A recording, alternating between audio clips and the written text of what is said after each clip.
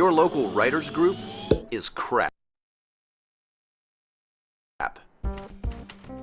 Stop burning off your free time in the presence of introverted do-nothings. Instead, join the Gosslings Writers Group Livestream and podcast. The Gosslings, a digital gang for writers. Writers who actually write stuff, who use typewriters. Writers who name their pit bulls Hemingway. Writers who write all the people who've ever offended them into their stories, then murder the shit out of them. The Gosslings. We don't always act pretentious, but when we do, we wear f***ing ascots.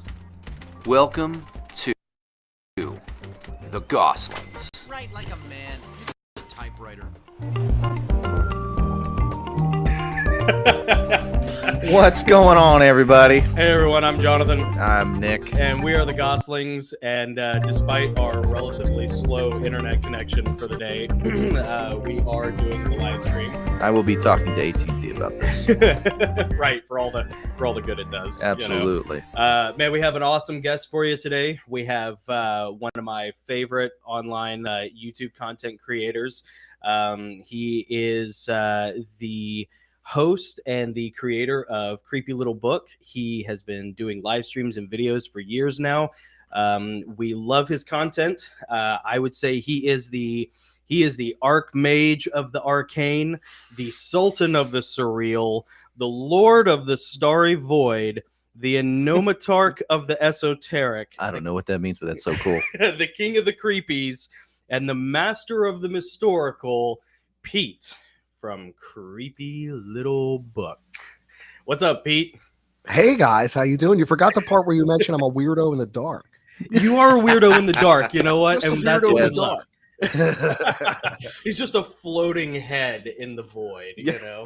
And Well, that's what I we was love. going to say he's more like the relevant George Norrie of the 21st century. Or the Art Bell. Yeah. The Art Bell. Yeah. Of the, yeah. Thank you. You Yeah. humble You me. know. You humble me. Art Bell is an Man. idol of mine, and if I could be anywhere near as good as Art Bell was, Yeah.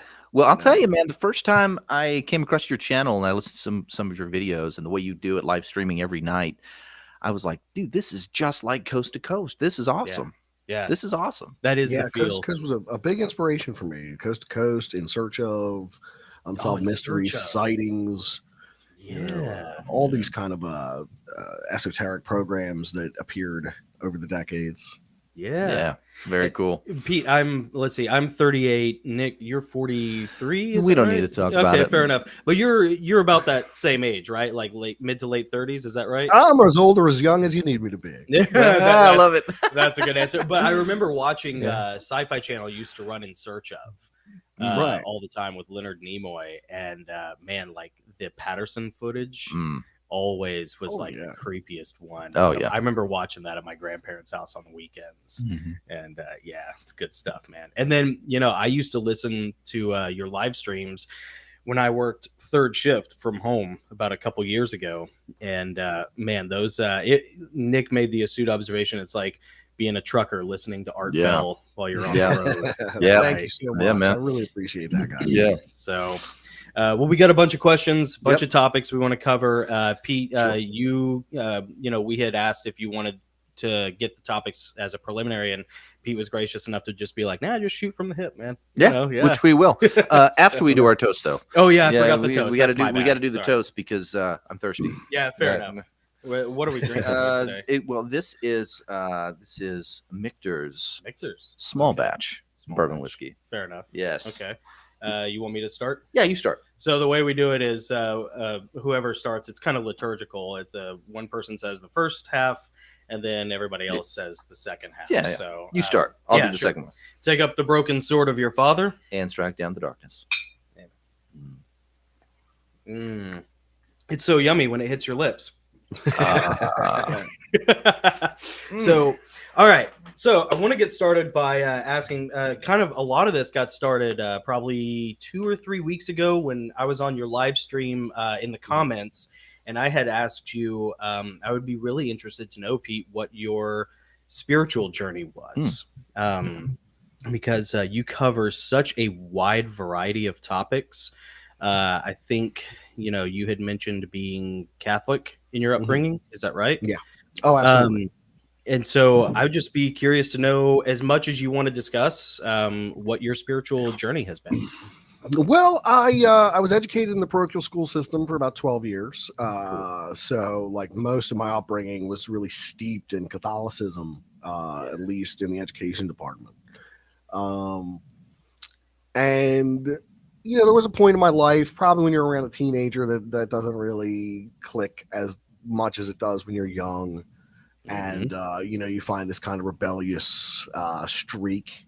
And I was no exception to that. I spent years as a musician and, living that lifestyle, kind of ambivalent towards religion for most of it. Yeah. Not necessarily atheistic, but not really concerned at all for, religion. Yeah. Oddly enough, though, I used a lot of religious imagery and morality tales in the music that we would make. Yeah. So, that went on for a good period of years. I would say that after that, I started leaning towards atheism. Not in an intentional sense, but I completely lost my faith, is a way to put it. It was just gone. It wasn't like I woke up one day and said, I'm going to be an atheist. It was just gone. Right. It just couldn't be. It was like, it was so intangible. That's something I dealt with for a handful of years. And I think once my children came along, that was a paradigm shift for me. Really? Once you've got some skin in the game, you certainly hope for a divine plan, I think. Yeah, absolutely.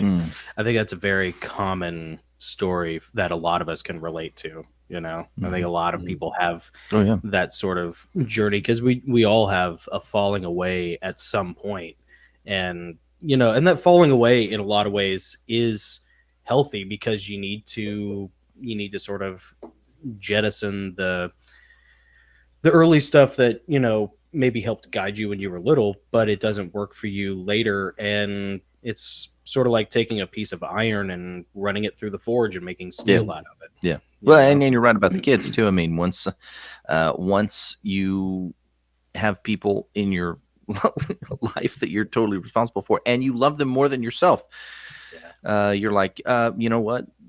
I definitely want the very best for them. And this is how I am. I'm like, I'll gamble with me, but I won't gamble with them. Right.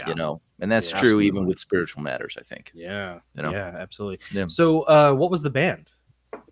Oh, there were two of them. The first one was called Anger and Addiction. And I think you can still find some of them songs on SoundCloud.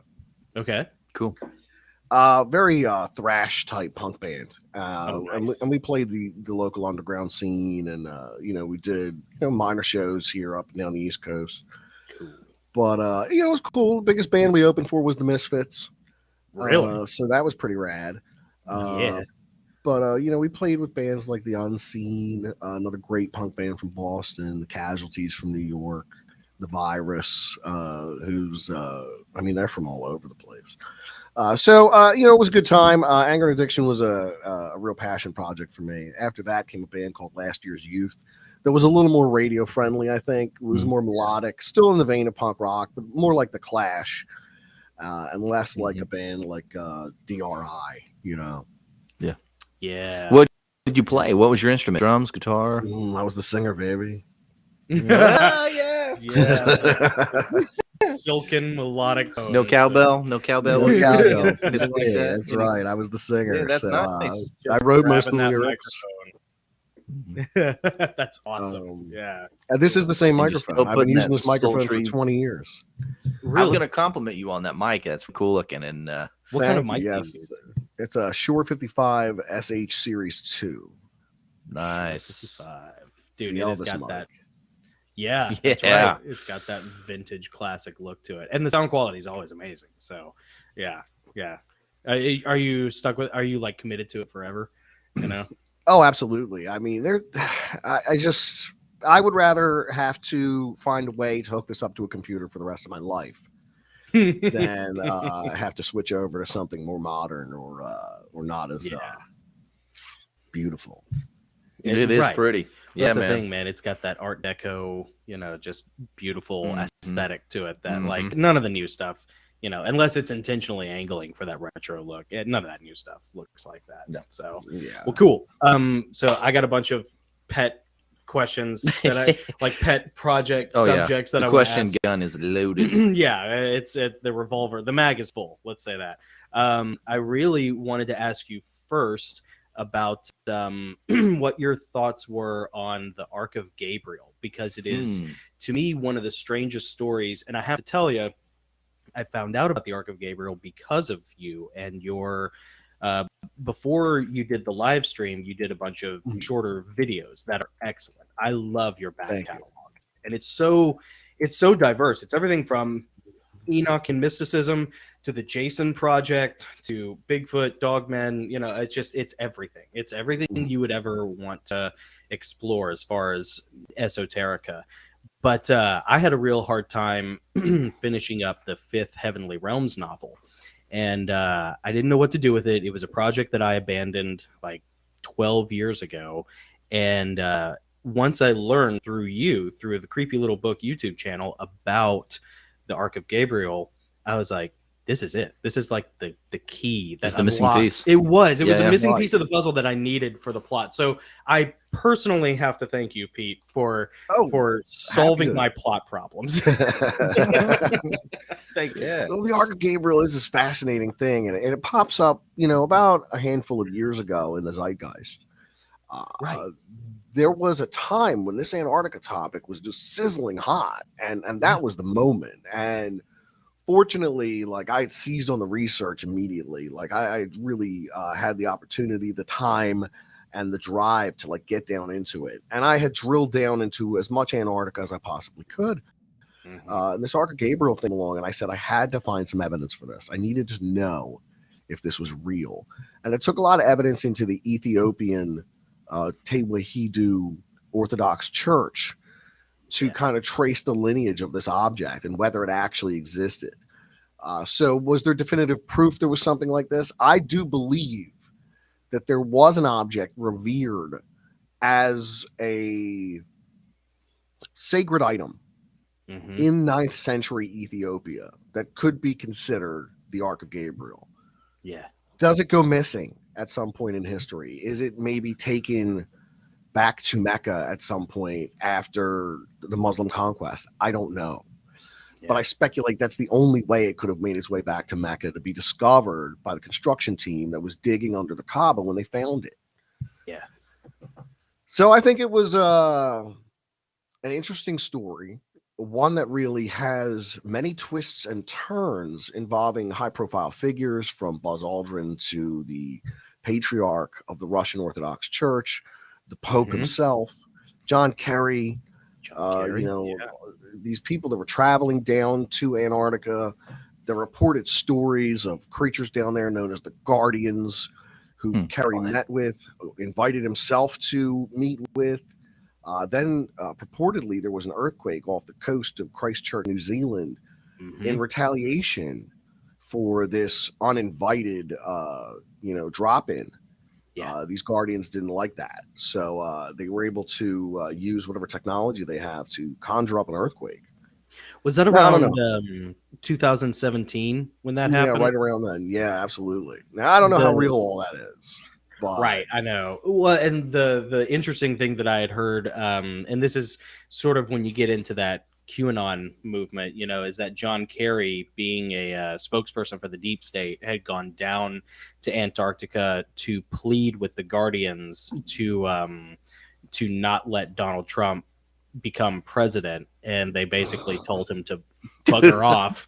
And then when they said John Kerry, that's the guy, right? That's the guy you send Birch, Oh man! And then he gets back he has a layover, I guess, in New Zealand, and that's when the earthquake hits.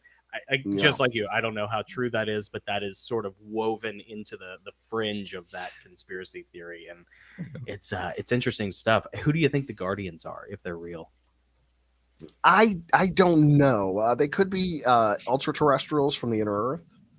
Yeah. They could be leftover pre-adamites who came to colonize Antarctica millions of years ago. There was the Hefferland manuscript that speaks of 7 cities that were created down there, almost out of Lego blocks too. They were plastic cities. They were built out of a polymer that we don't understand, by a technology that's far advanced from ours. But these were cities, nonetheless, spotted throughout Antarctica, built at a time when the continent was tropical, by Martian refugees who came here in flying discs. Now, the funny thing about the flying discs is that the Hefferland manuscript predates the 1947 sighting by Kenneth Arnold at Mount Rainier, where the term flying saucer was coined from. Really? So was there some truth or validity to the Hefferland manuscript? I don't know. It could be as far-fetched as the Shaver mysteries at the end of the day. Right. Yeah. Well, there's the interesting thing is that like Antarctica seems to be the focal point or the nexus, the hub for so much of the mysteries that we all kind of delve into, whether it's ancient aliens, whether it's Atlantis, whether it's Tartarus and the Nephilim. I mean, it's just it all, and even with like the flat Earth community, with the NATO map and the treaties, the Antarctic Treaty. It's just that is the most fascinating, mysterious. Yeah, no one's allowed to fly over it. You think they'd be more concerned about like the North Pole, where countries are actually crowded around it pretty closely, Right, not Antarctica. Yeah. If they treat it kind of like the moon, they treat it like the moon. Yeah, to an extent.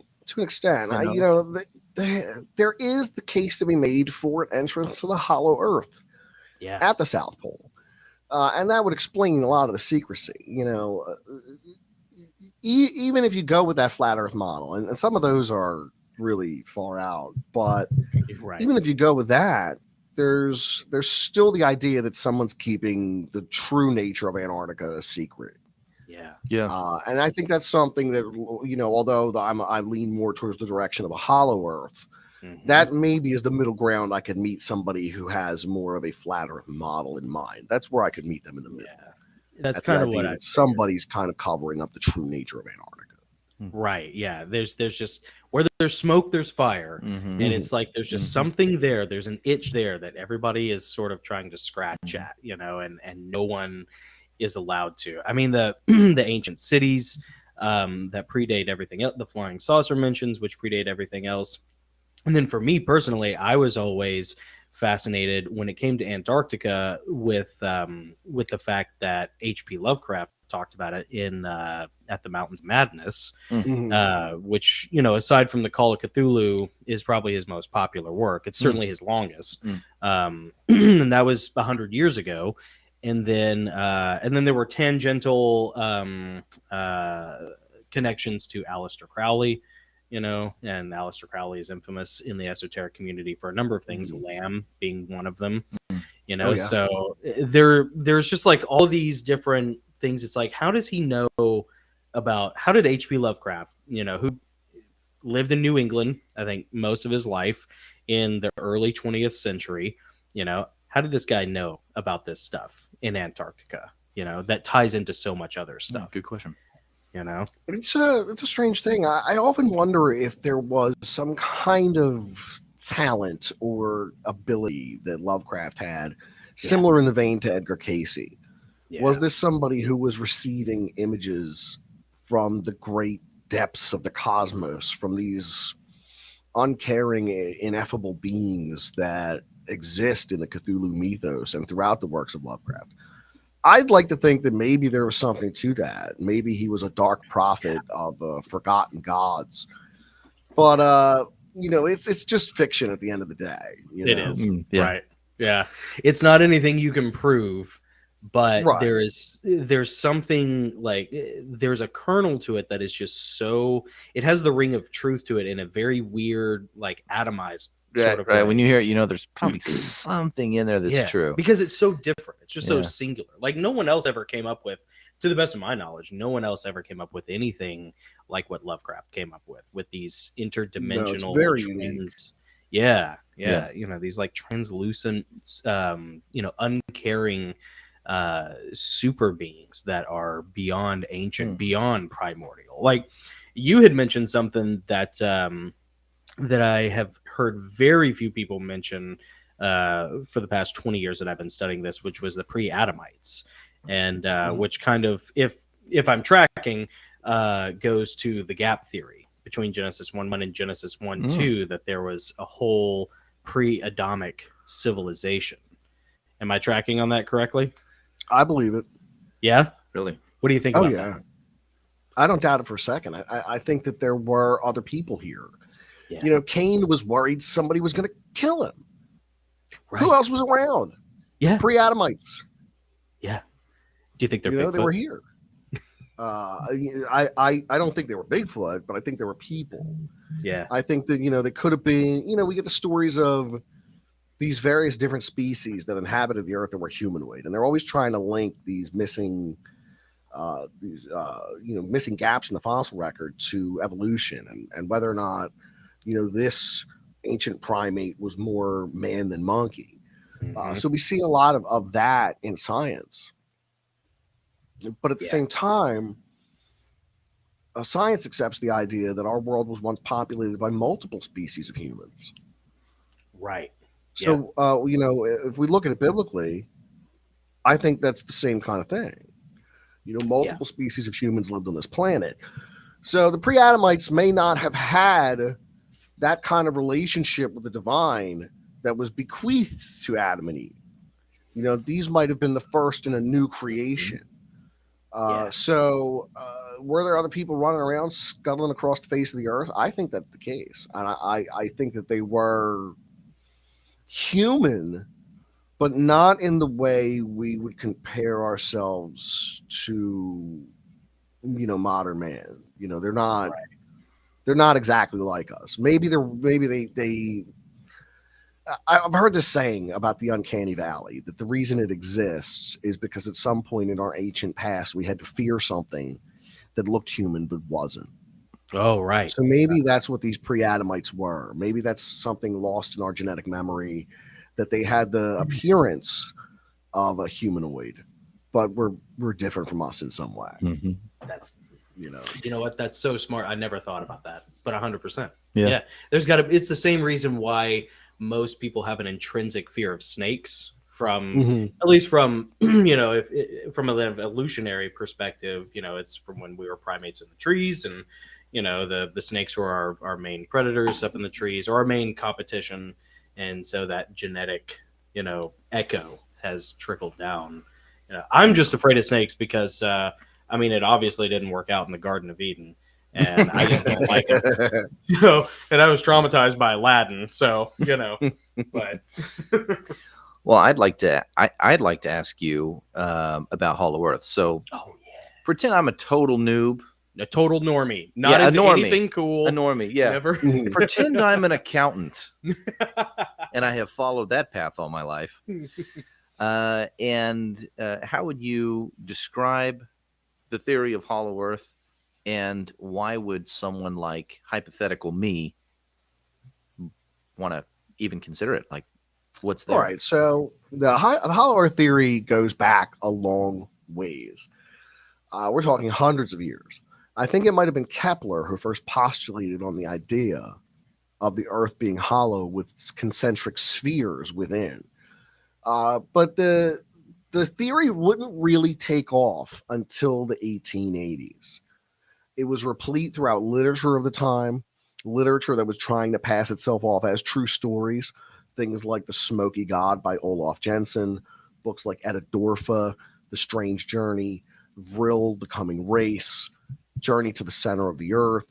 You know, these books were speaking of subterranean worlds inhabited by intelligent beings. At the same time, there was a man named John Cleve Sims Jr. who had postulated that there were openings to this hollow earth at the poles. And he took every penny he could get his hands on to pay for postage, to write to every prince, parliament, and president in the world to try to raise money for a hollow earth expedition to the South Pole. Oh, that's Now, he never achieved that goal, but what he did do was a lecture tour around these United States to spread his hollow earth theory. He would print pamphlets, he would do these lectures. He even had a globe made to use as a prop in his presentation featuring the openings at the poles. And his tombstone, to this day, no doubt, is a globe with a big hole in it. Now, why should anyone believe in this hollow earth theory? I don't think anybody should. I don't postulate.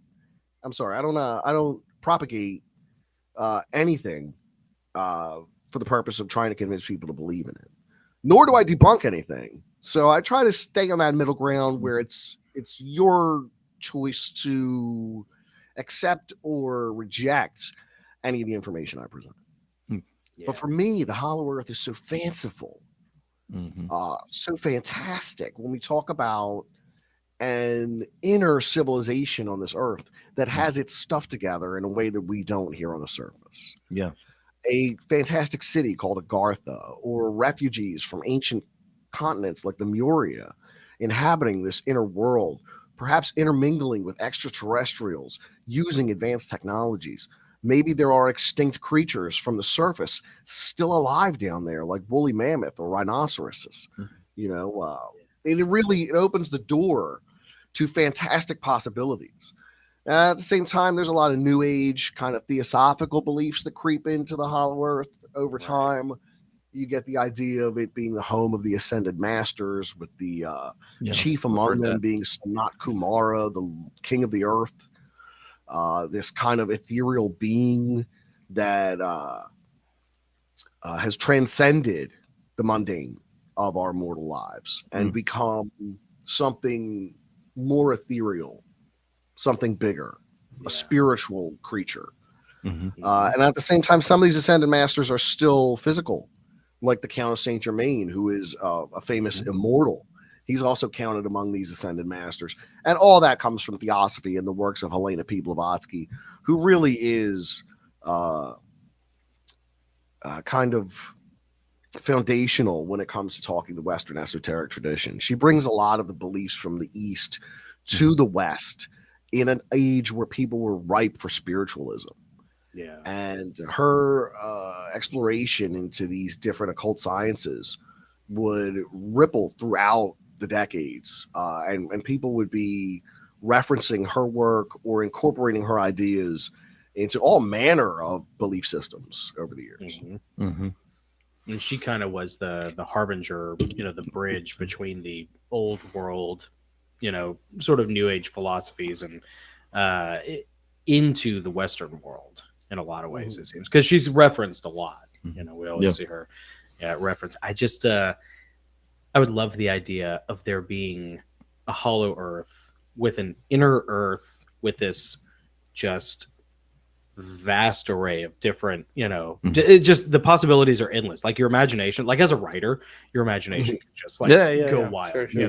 I had always wanted to go back and redo the first Heavenly Realms novel. Instead of it being set in heaven, have it be that pre-Adamic world where like Lucifer is given control over everything, and then he decides to keep it for himself, and there's the rebellion, and then they have to like go into the earth to survive, because there's all that. Cool. That's cool. I like that. Right? Like it's all in that mythology too, that especially Greek mythology of Hades and Tartarus, and it's replete throughout civilization. So yeah, and I'll tell you that what's interesting to me about what's under the surface of the earth is that we have not explored it at all. Not really. Well, we've drilled down maybe like 8 miles. It's 4,000 miles to the core. Yeah. And they speculate that it's, there's the crust, there's the mantle, there's the core. They don't know that. They don't know. Yeah. But it's settled science. Right. And I'm a contrarian. So anytime I'm told what to believe and there's really no good evidence or proof to support what I'm supposed to believe, and I'm told it's settled science, I'm like, no, there's probably something else there. Yeah. And the great thing about it, we've been to the moon, we've been, you think about exploration, and imagination is what has driven exploration and discovery, not being told, nope, that's where the world ends. There's no more of it. Oh, right. Yeah. And I think I don't think it's anything like what we see in the little, Earth dissection diagrams. There's got to be something down there. And what was really interesting too, I was reading through the Book of Enoch, and one of one of the visions that he has, all of it's, he's going to all these different, astral spiritual places, and, hell, or he's going to Tartarus, he's going to, heaven, he's seen all these places. And then he says, and then I went to a place where there was a mountain and it was made out of solid rock. And it was divided into 3 or 4 chambers, and that's where the souls of the dead were. He was describing Hades, and it was the only place in his visions where he described as being solid. Oh, interesting. Yeah. Really? Yeah. Huh. Yeah. And I thought that it was interesting that the chambers of the dead, or whatever, was under the mountain. Yeah. Yeah. I thought that was really interesting. Yeah. Yeah. Yeah. Why do Hollow Earth theories always kind of start with the idea that the entrances are the poles? Could there not be other entrances? Well, there are other entrances that are speculated. You'll see various Hollow Earth maps that might point to some of these different openings. Some believe there's an opening at Giza, somewhere near the pyramids. Others believe there's an opening at Mammoth Cave. I've been there. I've been in the cave. Very deep cave. Yeah. There's also a belief there's an opening in the Nahane Valley in Canada, up in the Great Continental Divide that exists up there. There's a belief that there is an entrance to this Hollow Earth. It really was this John Cleve Sims, the aforementioned lecturer, who cooked up the idea of the poles being the place where you could get into this Hollow Earth. So before him, there really wasn't much in the way of discussion about that. This was really his brainchild. Then, we get stories from World War II that make it all the more stranger. Obviously, the Germans were down there. They were conducting recon for perhaps a military establishment. Some say they did establish a military base down there. That was still in operation after the war, which is where Admiral Byrd comes in, an Operation High Jump, where they sent a contingent of military personnel down to the Antarctic for some purpose, but they wound up losing a couple planes, a couple boats sank. They limped back here, talking about craft that could fly from pole to pole at incredible speeds. So perhaps there was some Hollow Earth activity going on there that raises more questions than answers. It just really does. Yeah. Yeah. Now the so Admiral Byrd, I remember Operation High Jump. Later on, it was discovered in his journals, his diaries. Later on, that he had that experience where he believes he may have flown into, what we describe as Hollow Earth, and he sees these crafts. Right. But I was under the understanding that was at the North Pole and not the South Pole.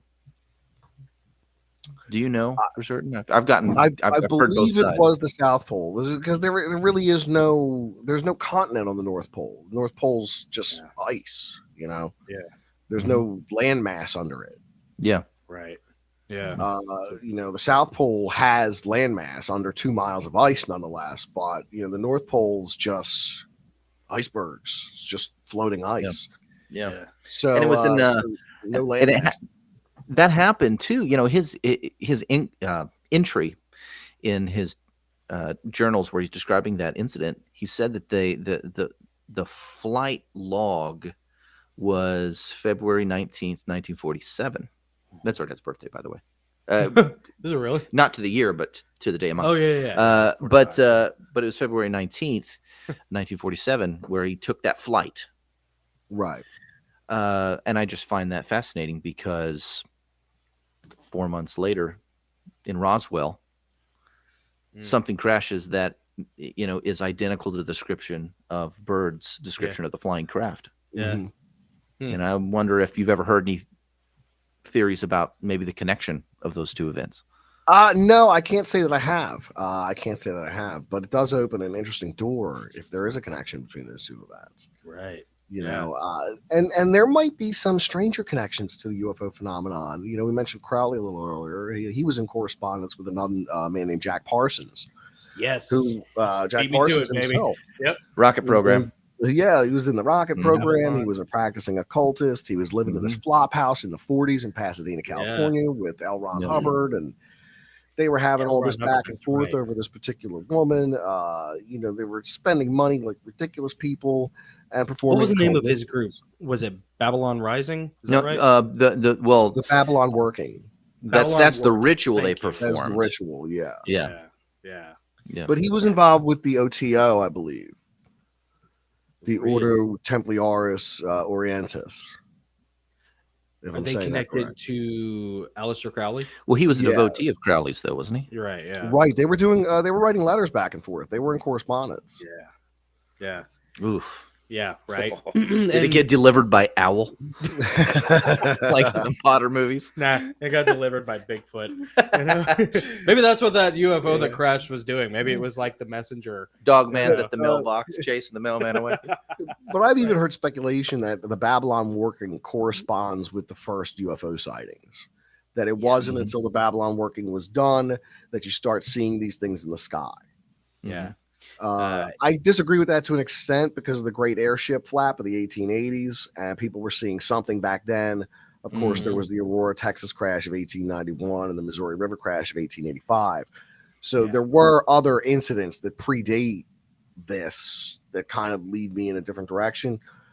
But, fascinating nonetheless. Yeah. And within the year of the Babylon working, both Al Gore and Hillary Clinton were born too. So I'm just, Oh, just there gonna we throw that go. out there. well, there it is. Just gonna throw it out there. Little demon alien Yeah, children. the horror you Babylon. know, yeah. We all know who she is. Riding the dragon. Just put the red robes on, get on with it. Get on with it. Yeah. Well, that was always the interesting thing about the Babylon working rituals. What Parsons was doing, what Crowley was doing, was it seemed to be trying to use, very, very powerful human biological, passionate, neurological means to open up some sort of pathway or doorway, to rend the veil, as it were. Mm-hmm. And there's got to be a history of that all throughout the mystery cults, Absolutely. of people doing that, because there are so many strange mystical things. Like one of the strangest things to me from the Bible is, there are tons of them, but just you think about the incident with Moses and everything, not just all the plagues of Egypt, but just throwing down the staff and the combat with the Magi, that they have. And, the staff turns into a snake and the snake devours the other snake. There's got to be some sort of, Pete, you could probably illuminate us on this. Has there ever been any exploration into why, from an occultic sort of arcane esoteric standpoint, why those staffs transform into snakes? Well, the snake was a symbol to the ancient Egyptians. Yeah. Not only one of death and something to fear, but one of power as well. You think of their, and the name escapes me at the moment. There's a name for the serpent when it's placed on the burial mask. And King Tut famously has the serpent on his burial mask. Yeah. Yeah. It was not an uncommon creature for these people to be dealing with. And the story you're talking about of Moses, this is where he contends with Janus and Jambres, the magicians of the Pharaoh. Now, keep in mind, Moses was raised as the grandson of the Pharaoh and would have been initiated into all the Egyptian magics as a child. So none of this would have been unfamiliar to him. Yeah. But Janus and Jambres, their story continues later on. They are, in one apocryphal tale, said to have breached the gates of heaven using magical talismans. Really? And they fight their way through 7 levels of heaven before they encounter Metatron. Oh, yeah. And then Metatron is finally one who expels them from heaven by tricking them into taking their talismans off. I always found this fascinating that these guys get a continuation to their story later on. Yeah. But, Yeah. snakes were familiar to them. Yeah. Why, snakes come up in the Bible, when the Israelites all get snake bites. And Moses makes the brazen snake to hang up on the post, so they look at it and they're healed. Snakes come up again and again. Yeah. So, sometimes for good, sometimes for ill. Well, you look Most at the for ill. but Most Usually. yeah, yeah, it's usually not good. Yeah. You know, well, and you use a medical symbol, you know, Mhm. with the dual serpents, you Mhm. know, and the that caduceus. The caduceus, caduceus. Yep. yes, Yep. thank Yeah, the you. caduceus. Yeah. There is iconography that, and this is something we often like talk to Gary Wayne about too, because he's done so much research into this, but it's such an interesting topic to me. There's iconography that just it reaches back into the depths of history, and it Mhm. always shows up in one form or another, whether it's a certain kind of star or a certain geometric shape or a certain type of animal. And in all of these like mystery cults, there's always this repeated thing, and then it shows up in esoteric societies, you know, mystical societies, Masonic orders, Mhm. you know, Yep. and then institutions, and then you have in your pharmaceutical institutions or governments, companies. Everybody like repurposes this imagery Mhm. all throughout, even in the modern world, even in the modern Western world. You know, and that's what always triggers, you know, my brain to wonder, like, it's like a red flag. I look at that and I'm like, Mhm. why does that company use that symbol? Mhm. Like, Mhm. that symbol's from forever ago. What are they doing? You know, Yeah. what Masonic? One wonders you if know- it's intentional or accidental at the end of the day. You know, Yeah, is this there's a something little they're bit of doing that. with knowledge of the symbol, yeah, repurposing, or kind of appropriating the symbol for a different purpose? You Yeah. know, or is this purely accidental that sometimes these things represent symbols from bygone eras and from different belief systems? I don't know. yeah. What's interesting with the serpent on the staff, you know, Moses erects it, and then when the people look on it, they're healed. Mm. You know, and God told him to make that. Yeah. You know, and it ends up being the only artifact that later on, when the Israelites continue this pattern of like worshiping false gods or, you know, whatever, it was the only artifact that they worshipped. Yeah. It was the only artifact that wasn't an idol that they made. Yeah. It was the only Mhm. artifact like Moses made or was given to them by, you know, their leadership. They ended up, you know, and he ended up having to destroy it later on. Mhm. But it kept leading them astray. Yeah. Through the Just model like chain. anything. Yeah. You know? But, yeah. That's crazy. That's crazy. You know, the Egyptian imagery overall is really fascinating to me because, you know, going back to Antarctica, there are mountains that are shaped as pyramids. Right. There are pyramid mountains, and I looked at some of them. Mhm. You know, I looked at pictures of them, I looked at renderings of them, and then I looked at them on Google Maps, and I'm like, that can't be natural. Right. And they're like all No. around the rim of Mhm. Antarctica. That is bizarre to me. Yeah. That is bizarre. What do you think? I mean, They're fortresses along the wall. I don't Yeah. know. I don't know. What are some theories that you're aware of around what the pyramids ultimate purposes were? And Well, why would you they know, be in Antarctica? there's this belief that Atlantis or some great mother culture, and we just use Atlantis as a placeholder for this mother culture, existed. There's a book I've been reading called The History of Civilization X. It talks about the Jasharites and how they spread across the globe in this great civilization in ancient times. And it's possible for me to believe that colonies of an advanced civilization, of an advanced mother culture, could have populated different areas of the world, bringing representatives of their archaeological, their architectural knowledge with them. Mhm. So I think this is the reason we see pyramid structures around the world, whether they be the Bosnian pyramids, the Alaskan pyramids, the Giza pyramids, the Mesoamerican pyramids, or the even aforementioned Antarctic pyramids. I think they all come from the same place. I think there was a great mother culture that built pyramids, that was versed in how to do it, that made them in the past. Yeah. Perhaps even before the Egyptians came along, the pyramids were built and were discovered by the Egyptians and repurposed by the Egyptians. Yeah. But I think they're all over the planet. Hmm. I think that they were put there by the same mother culture. Yeah. Interesting. Well, that's Graham Hancock's original hypothesis with fingerprints of the gods. You know, Mhm. he was one of the first ones. That's a great book. It's probably been I'm sure, some of it has been course corrected or outmoded since then because it's been out forever. It's almost like there's Chariots of the Gods and then Fingerprints of the Gods and then the Genesis 6 conspiracy as far as like necessary, tomes for a lot of this stuff. And his contention was that there was some sort of ancient civilization that was brought to cataclysm 12,500 years ago. And he uses the Gizeh Acropolis with Orion's belt. It's that whole, symmetry thing. And then the big one that always got me was the water erosion on the Sphinx. Yeah. That and water Speaks volumes. It really does. Yeah. It speaks volumes. And it's I'm sorry. It speaks volumes. But it's like but that hadn't existed. There hadn't been enough water in the Nile Delta to create water erosion on that thing. And his whole contention was that it was originally a lion head, and it was facing in the direction of the constellation of Leo, and he does all. Anyways, all of that stuff. You look at Machu Picchu, you look at the fact that you can't replicate the Gizeh Acropolis these days.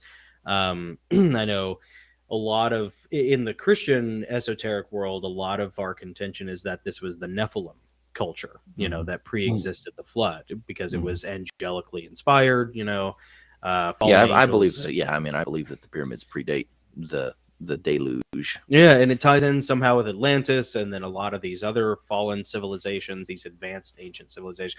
There's something there. There's something there that's, that is not talked about in our history, that whether it's covered up or ignored or ridiculed, it's just, there's a mystery that has merit to it, and it's fascinating to look into. In fact, that reminds me, I wanted to ask you if you have ever covered, I couldn't remember if you have you ever covered anything regarding Tartaria, Pete? Never. No? Never touched it. Don't know enough about it. I just discovered it. I have an aunt, Aunt Jane. She's originally from Scotland, and she lives down in Florida, and she's awesome. We talk all the time. She's into all this stuff, and she included me into Tartaria, back in, I think, November or something, and I've been trying to dig into it ever since then, and it is fascinatingly weird.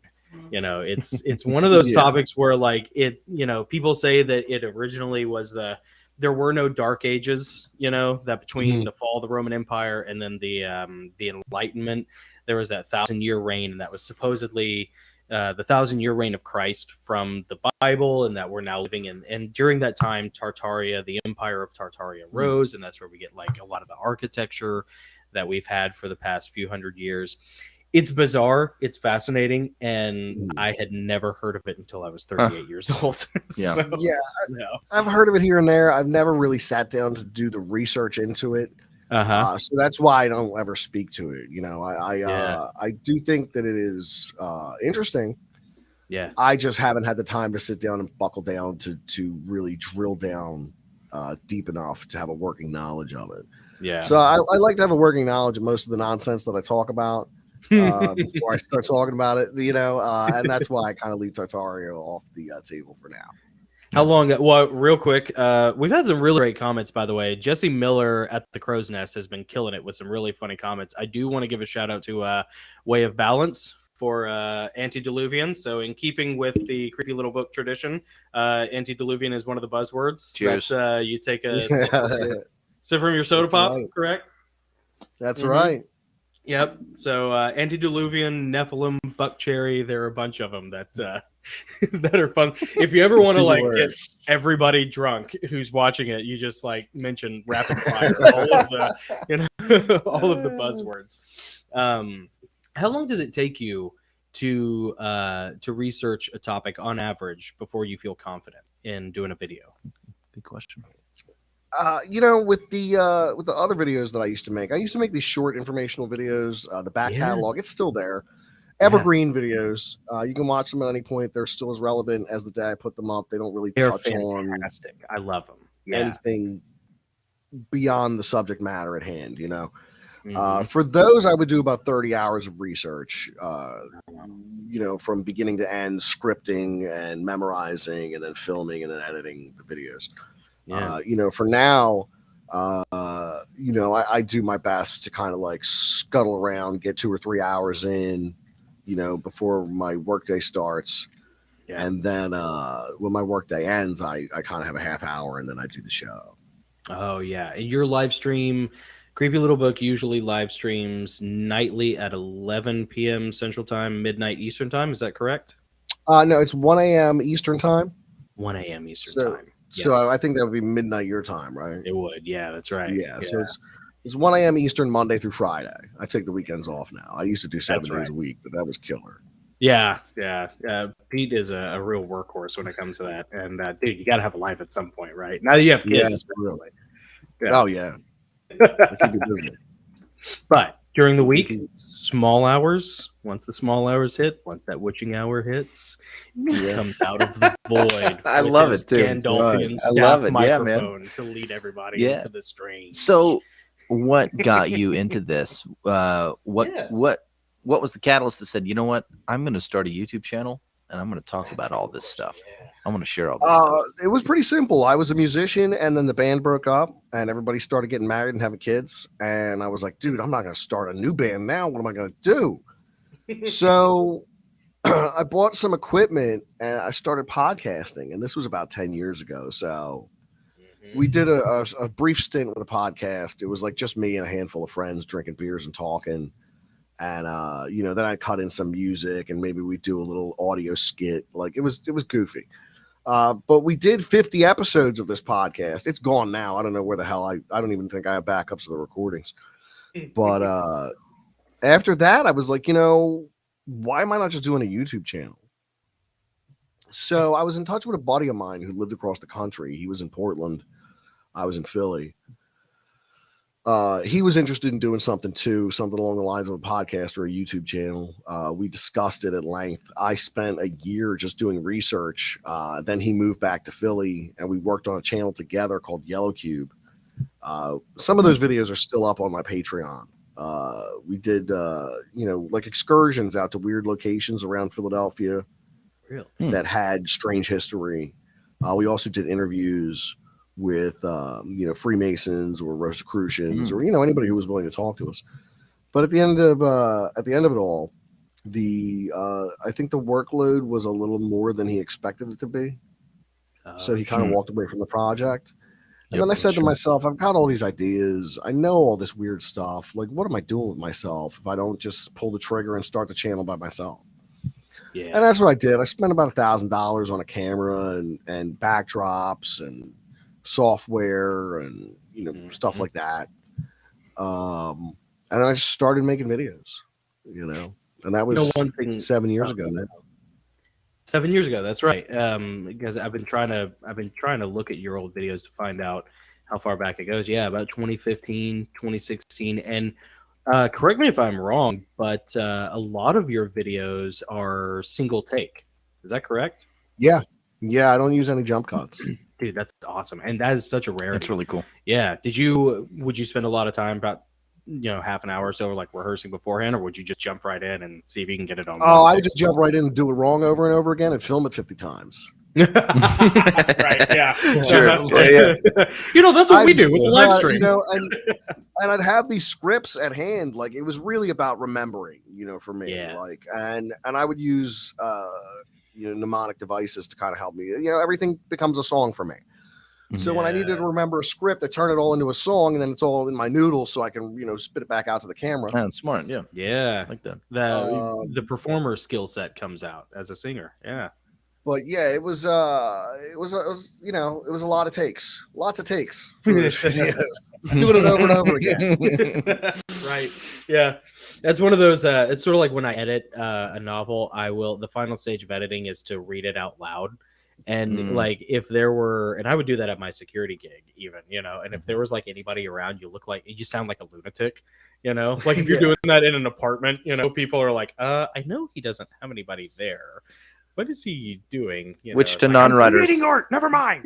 Like to non-writers, that probably smells like, it sounds like you're smelling your own fart out loud. Well, I mean, I am, and then responding to it out loud. But right, really it does help because readability and what you hear. I mean, that's going to play into the audiobook certainly, but in my case, I write kids' books, so it's like people are going to be reading their kids this story aloud at bedtime, and it needs to,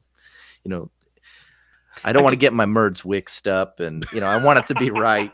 You know what I mean? I could see. Yeah. Pete, did you ever have like any experiences where you had like some neighbors who knew what you were doing and they'd be like pounding on the wall, like, "That sounded like crap. Do it again."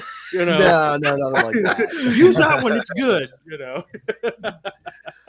That's awesome. I have a question just for you. just a lot of cursing and doing things over and over. A Yeah, lot of okay. repetition. Yeah, Occasional yeah. throwing of something. Yeah. So you have a Patreon page. And this is coming from a couple of guys that have just kind of gotten on this whole live stream podcast path, and you're way farther down the path than us. You got into Patreon a little earlier than we did. Is it still worth it? Should we do it? Does that really add value to what you do? I mean, there's memberships on YouTube now, so it's kind of similar to what Patreon is. Right. I'm also on Subscribestar because some people don't like to use Patreon. For I don't know if it's moral reasons or political reasons or a combination of the two, but Sure. I think there's value to be taken from it, and people like to support. Then I mean, by all means, I encourage it. Obviously. Right. Well, and you also supplement with, obviously there are super chats in the, in the live streams that are really good, and then you have your awesome Teespring page. Thank you. Yes, yeah. I gotta check that out. I haven't seen that yet. Yeah. Got a lot of weird merch inspired by the esoteric and the extraterrestrial. Like all the weird stuff we talk about has kind of inspired the merchandise. So it's not really a bunch of shirts that say creepy little book over them. It's more like awesome stuff. Resist Defeat Reptilians, Hermes Trismegistus, Defeat Moloch. I wanted the store to be bigger than the show, so Smart. you don't necessarily have to be a walking billboard for the creepy little book. Yeah. When you pick up some apparel from the store, it's it's a wide variety of weird things. Cool. Rather Very than cool. Self-promotion. Well, that's what makes your Teespring store so genius and so effective, is that I have the Defeat Moloch coffee mug, and it doesn't say creepy little book on it. It doesn't have like the logo or anything. It doesn't have Spring Hill Jack on it or anything. It says Defeat Moloch, and it's got this awesome image. And if anybody's ever like, "Oh, Moloch, yeah, I know about Moloch because of whatever, like adrenochrome and QAnon and all this stuff," and you're like, "Yeah, you should check this channel out. It's from Creepy Little Book. It's pretty awesome. Yeah. It's a genius way of marketing. It's really very nice. Thank you. Yeah, we like it a lot." I got another question for you. Yeah. You've been because you mentioned going around and visiting strange places, doing interviews with like Rosicrucians and Masons and so forth. Yeah. And if you don't want to share, you don't have to. But have you had any strange paranormal experiences when you're out doing any of that, or None. since you've started this journey doing Creepy Little Book? I've never had any personal experience of my own with the strange or unusual. Nothing. I've never seen a UFO. I've never encountered a spirit. Nothing. Interesting. And it's like, well, why do I believe in the weird stuff that I do, considering I've never had an experience? I hope to have an experience at some point. Mhm. I think it would be strange and interesting. I don't actively go hunt. I'm not like a ghost hunter in my spare time. I'm not a paranormal investigator. Right. I'm a researcher and a content creator. So I generally just kind of pour the information into my noodle, try to regurgitate it in a succinct manner where people can understand what I'm talking about, and hopefully be entertaining at the end of the day. Yeah. But I've never had any kind of experience. I'm jealous of people that do. I don't go out in the wilderness enough to meet Bigfoot. I wasn't old enough for ghosts. And my eyesight's not keen enough to catch these UFOs with all this light pollution around here. So my wife grabbed my arm last night. We got home from this little thing we were doing. We got home, and there was a light zipping around in the sky sporadically, and it freaked her out. She's like, "What is that?" And she doesn't believe in any of this stuff, right? I mean, she's really grounded, but she's like, "Oh my gosh, what is that? What is that? What is that?" And I'm like, helicopter? She said, no, look at the move. And it was like darting back and Is forth. it like a drone? And it had red lights and green lights. I'm like, yeah, that's a drone. You can relax. It's someone's little radio controlled like, drone. Yeah. I wanted to tell her, oh my God. I think that's a UAP. Yeah. I think it's a UFO. We better get inside, start we better- praying. Yeah, get inside and get the holy water. Grab your Bible. Let's go. Where's Mel Gibson when you need him? It's crazy. Well, you know what? It makes me think, Pete. Most people who delve into that stuff on a personal level, like I know a lot of girls who have like messed around with Ouija boards, I was gonna bring and that then up. they have like pretty dark stuff happen. Yeah. Spooky. And I personally, I dissuade people from ever messing with. It's that a kind of shortcut stuff. to having an experience you don't want to have. Yeah, and I can't I help but did the wonder. Ouija Like, board for Halloween. Did you really? Yeah, Yeah, it was like me and my Careful. wife. I put the camera on. They were did the Ouija board understaffed for that night. Halloween, Devils and, were understaffed that night. You got lucky. Nothing happened. I didn't Yeah. expect anything to happen. I don't believe in Ouija boards. I don't think that it's like. I don't think that the $2 piece of balsa wood that this Ouija board is made of Made is by a Parker conduit to Burrell. the spirit world. Like, Yeah, I just Yeah. don't think it's got Milton Bradley stamped on it. I Milton just Bradley. it's, That's it's what like yes. Money it bag. is- it is as asinine to me as insinuating that the yo-yo is a martial arts weapon, the same way that a Ouija board can open the gates of hell. Listen, you don't know how many. Look, if it's thugs made in I've China, it defeated ain't gonna with work. That's the bottom line. It ain't gonna open no gates to anywhere. Right. Now, Yeah. if we're talking about a tree that got hit by lightning, and then we carved the Ouija board from that wood, and Oh, yeah. you know Okay. that's a Uh-huh. different story. But I don't think the mass-produced talking boards, you know, you don't think that are- there's like some black robed, lamb's blooded covered altar, Yeah. like staff wielding, is standing in the Milton and Bradley factory. it's not The assembly doing that to line. every board is the good. It's just not happening. That's I great. can't help but think that there is like a team of expert warrior angels that is surrounding Pete and his family at all times, being like, "Not today, not today, demons. That's right. Not today, That's you right. sons of whores." We've Which they are technically. Right, well, I mean, we see? believe. Yeah, demons, Nephilim. Yeah. Nephilim, yeah. So we're almost out of time, or we're over time. So I apologize. I do want to ask like one final, just sort of funny question. Okay. What is your favorite topic that you've discovered or that you've covered? And then as a polar opposite of that, what's like the dumbest one you've ever covered? Great question. The dumbest one I ever did was probably the Red Ghost of Arizona. Red Ghost of Arizona. Okay. Yeah, the Red Ghost of Arizona. This takes place in the 1880s. This family is on a homestead, I guess. The men folk go out to tend the sheep. The ladies are left behind with the kids. Okay. They then one of the women goes down to the water to wash clothes when they hear a terrible scream, and they look out the window to see the devil riding on the back of a red monster, trampling this woman to death. So they lock themselves in the house and they wait for the men to come back. These men come back. They find her all trampled. They see cloven hoof prints all over the place. She's obviously dead. I mean, something killed her. So then for the next 10 years, the stories of the devil riding on the back of this red monster kind of propagate around the area of Arizona. Mm-hmm. Different people see it. They take shots at it. You know, they try to kill it. It doesn't die.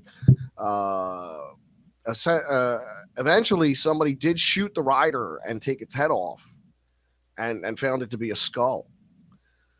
So these 10 years go by of all these different sightings of the Red Ghost until one day, this farmer sees the Red Ghost of Arizona in his turnip patch. And he levels his rifle on the windowsill, takes a shot at it, and finally somebody kills the Red Ghost of Arizona. And it turned out to be a camel from the U.S. Camel Corps.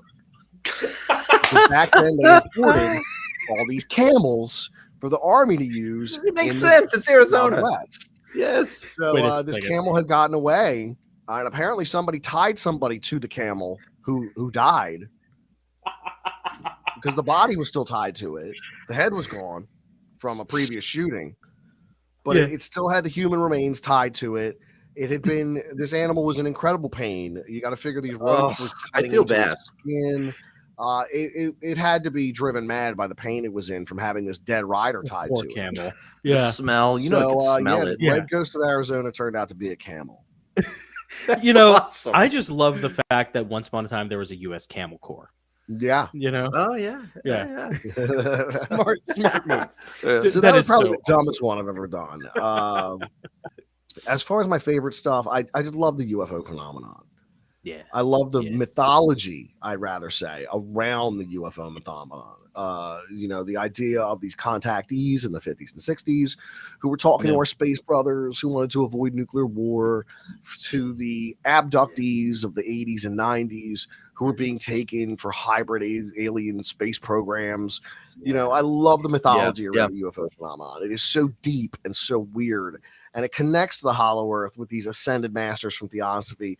When you talk about things like the Ashtar Galactic Command, the space cops who defend Earth from the evil reptilians, I mean, it's real space opera at the end of the day.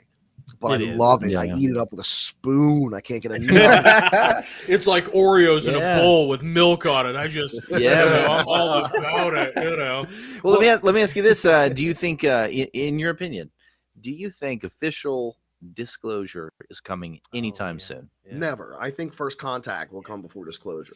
Yeah. Ooh. Yeah. I think we will see That'd be even aliens more show shocking. up on their own before the government will ever admit anything they've been hiding. Yeah, because they've had so many opportunities along the way to do so. It's been 80 years almost. So, I mean, they're not going to come up with the truth at this point. No. Unless, it's like they're backed into a corner and here come the moon men. Like, once the moon men are here, then I think you would see an effort to declassify what the government... There would probably be hearings to see what the government knew over the years. But I think first contact is more likely than disclosure.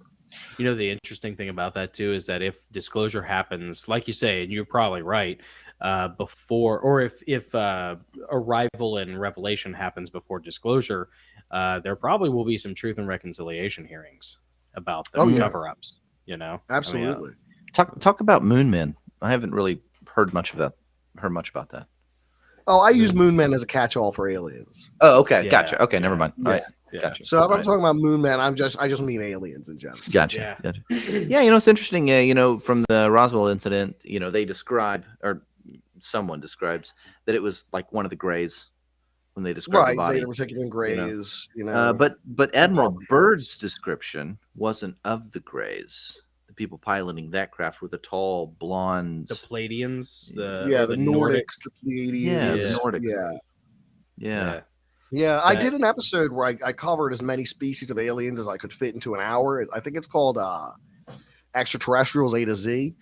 Interesting. But I covered as many as possible that I could from digging through various sources on these kind of things, where I covered all the different Greys and the different reptilians. And the Lyrans are cat people. The orange, the blue avians, they're bird people, I believe.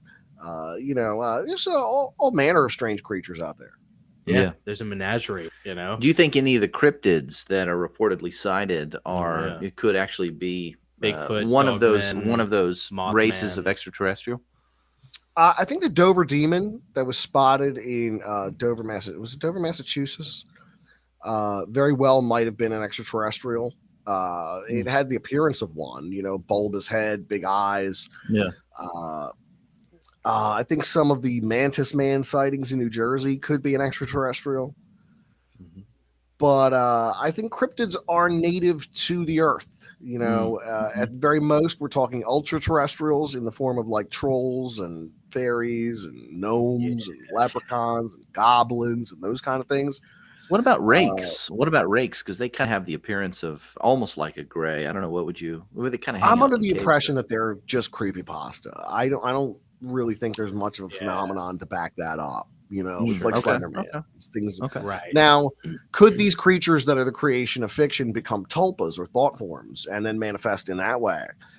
That is a possibility if there is enough intent to create them as, let's say, essentially non-corporeal intelligences separate from the tulpa mancer.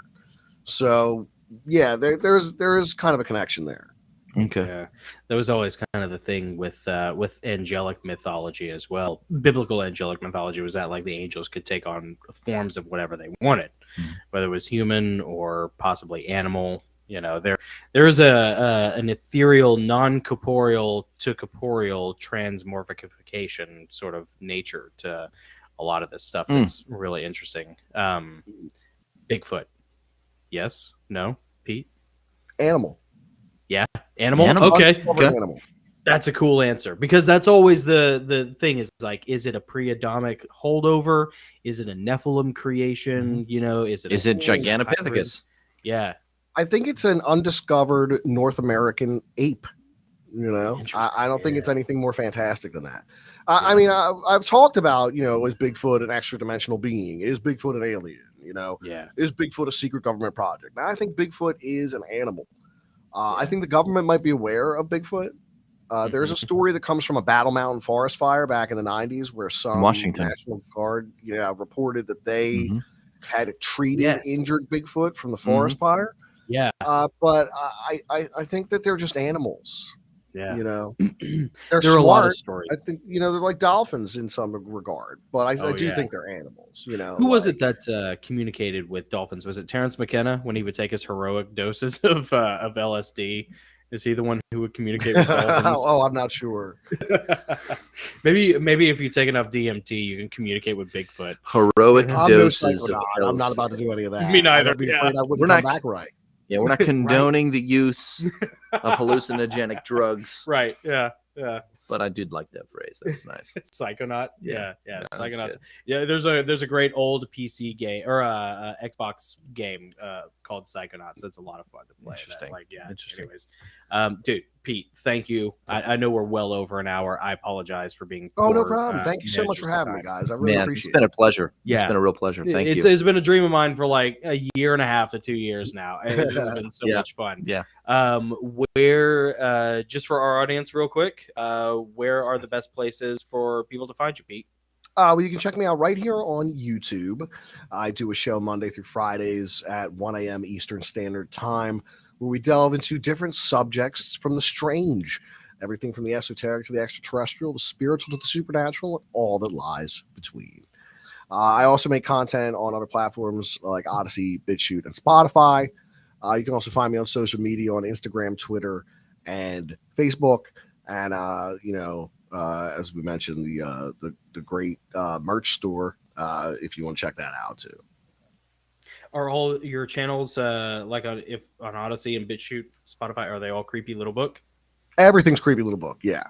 Perfect. Yeah, you can find Everywhere links you to go, all it's of these on the YouTube page too.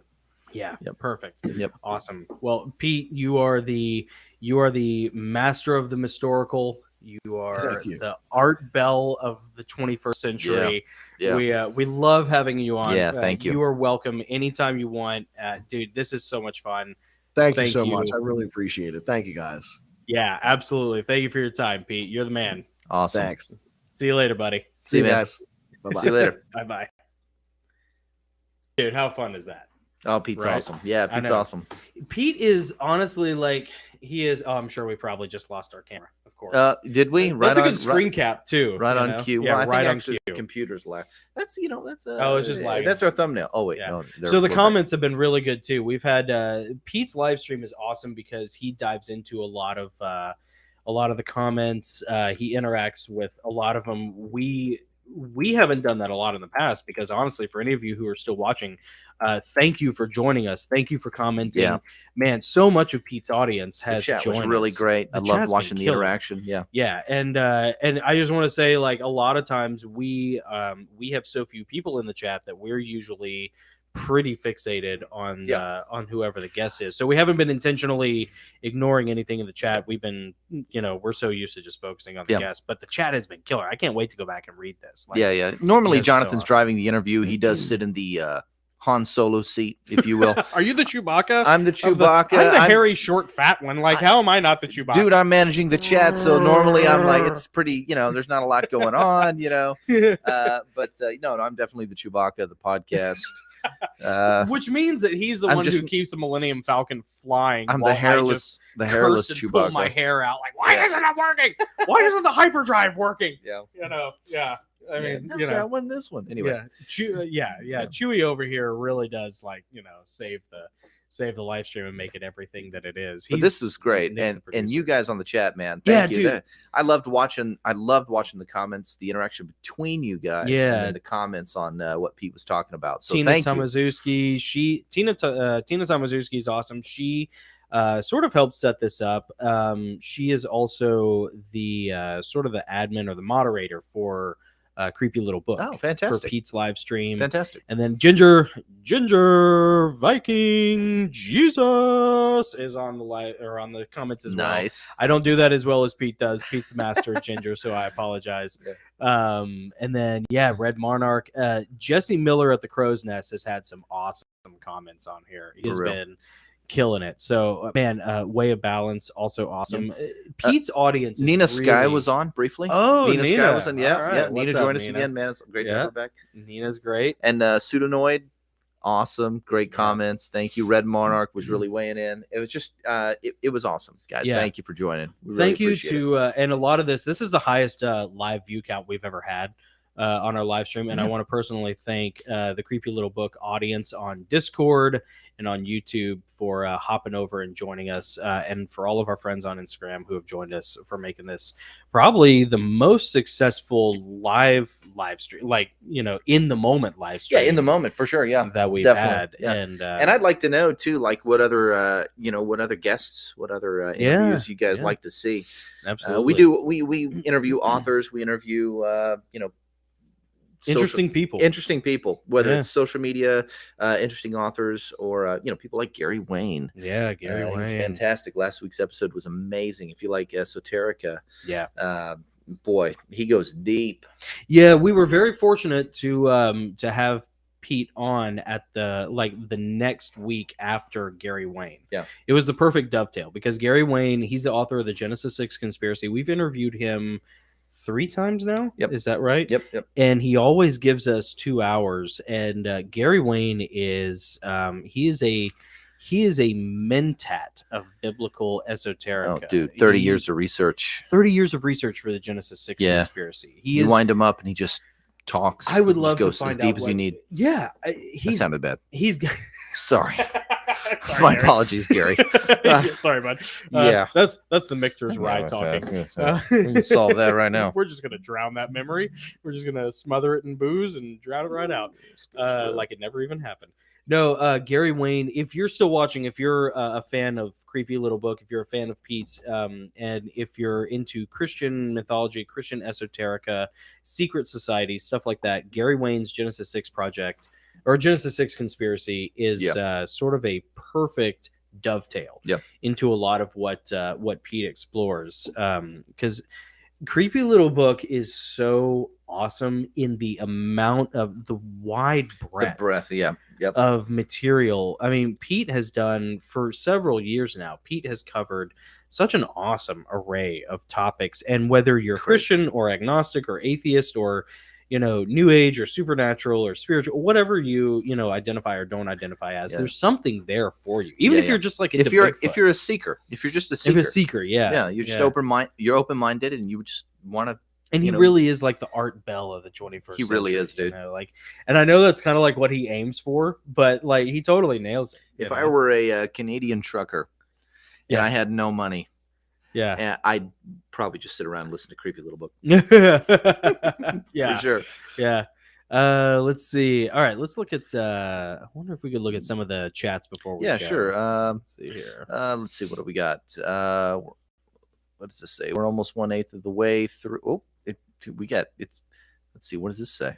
I'm just gonna bring it up here on the screen. Here we go.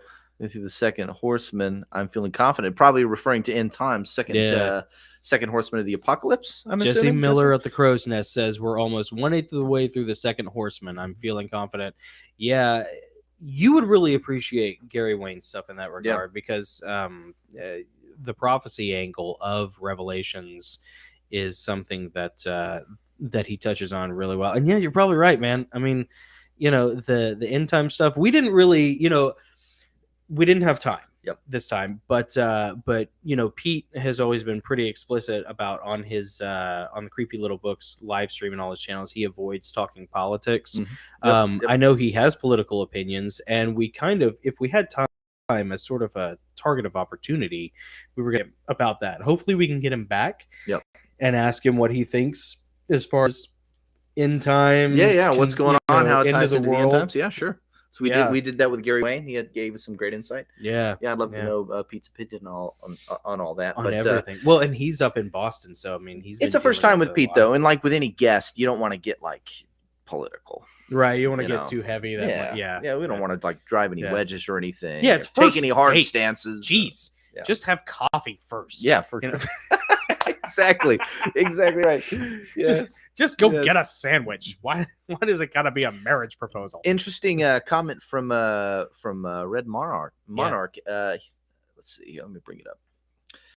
We're 5 years into the 7-year tribulation. Interesting. That's interesting.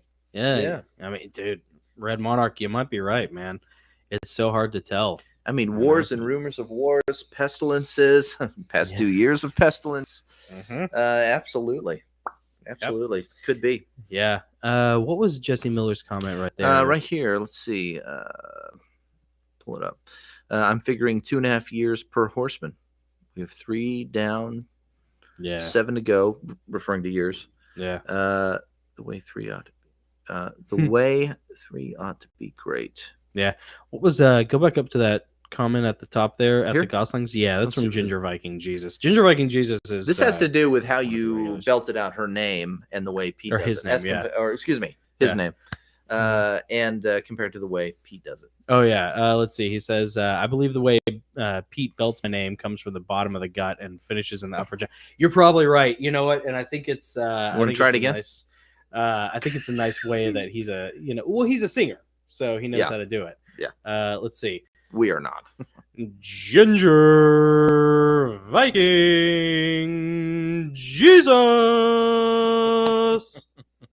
I still don't think it's as good as Pete's. Pete's is the master, but yeah. Ginger Viking Jesus lends itself well to it. We need to do something like that for Adam Burrell from the UK. He's our audiobook narrator. He joins us sometimes. We need to have some surprising chant or something when he comes on. He's a great dude. If he jumps on the chat, you guys would love chatting with him as well. What does this say? Oh, well, that's great. You're holding back. Let it out. Yeah. You got to go for it.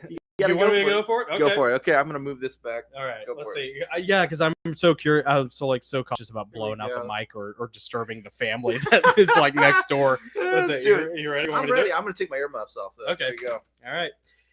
Ginger Viking Jesus. How's that? That's good. How's that? I feel like a UFC fight's about I know. to Well, break that's kind of like what not between you and me. I don't want to get hurt. I go to the hospital. Obviously, clearly, I would not be make it to work tomorrow. Let's see. Ginger Viking Jesus says, "Just gotta send it. Just gotta send it, baby." Send it. Yep. I love it. I love it. Well, Red Monarch is validating your recent attempt. He said that's exactly that it. Fantastic, dude. That is awesome. Yeah, baby. That is awesome. Yeah, I got to do it in honor of Pete. Listen, I have been, they say what you can't dazzle, you wear down. I have been courting. I've been trying to get Pete to come on, and he finally said yes. I believe that's every wife's motto. Yeah. I got to do something to honor Pete. Oh, heaven forgive me. Sorry, about dude, that, he's Jesus. so busy, and the fact that he was willing to spend some time with this man. I hope you guys have enjoyed it. We weren't super focused. I know a lot of Pete's interviews and stuff that he does is pretty focused on a specific topic, but we just wanted to kind of have him on and discuss a broad array of topics and see. Yeah, we wanted to introduce our audience to, everything he did. We only had an hour, and he covers so much. Oh, I know. So we had to kind of keep it on a shallower level. We know that most of you guys on the chat are followers of Pete, and you guys know that he can go very, very, very deep on all these topics. So educated. So thanks for hanging with us. I know a lot of this is kind of a little more milk and toast for you. But thank you. We'll have him back, and maybe we can go deeper. I'd love to have him back. We'd be honored to have him back, and we'd be honored to have you guys back on the chat. Sharing, for sure. Sharing all your thoughts with it. And next time, we'll pay more attention to live chat and see if we can maybe get some questions to bounce over to Pete and, have it be a little bit more like the live stream that he does, where it's a little bit more back and forth. But, man, we love having you guys on. Yeah. Thank you. It's been awesome. Jesse, Ginger Viking Jesus, Red Monarch, Nina, all the other people who have commented. Thank you. this has been a lot of fun, man. Yeah. It's yeah. been awesome. It's been Creepy awesome. little book on YouTube, Odyssey, BitChute, Spotify. We'll post all the links below, and then his Teespring page is awesome. He's got a Patreon. I love his coffee mug, man. That Defeat Moloch coffee Yeah, mug it's is cool. so cool. Very cool. I never let my younger brother use that mug. That is mine. So you can't let him touch it. Yeah, and No. Pete is a real sweetheart. He's super smart, and man, we're just real honored to have him. So Yeah, it was thank you, great. everyone. Yeah. I'm All right, Jonathan, guys, I'm Nick. and we are the Gosslings, and we hope everybody has a great night. Thank you, Tina. Thank you for joining in, and thank you, Pete. You are the man. And Pete's live stream is every night at 1 a.m. Eastern time, midnight Central time, Monday through Friday. He takes the weekends off because he's a responsible adult with children. Which is why we so much more appreciate him. And he does so much more hard work than we do. Yeah.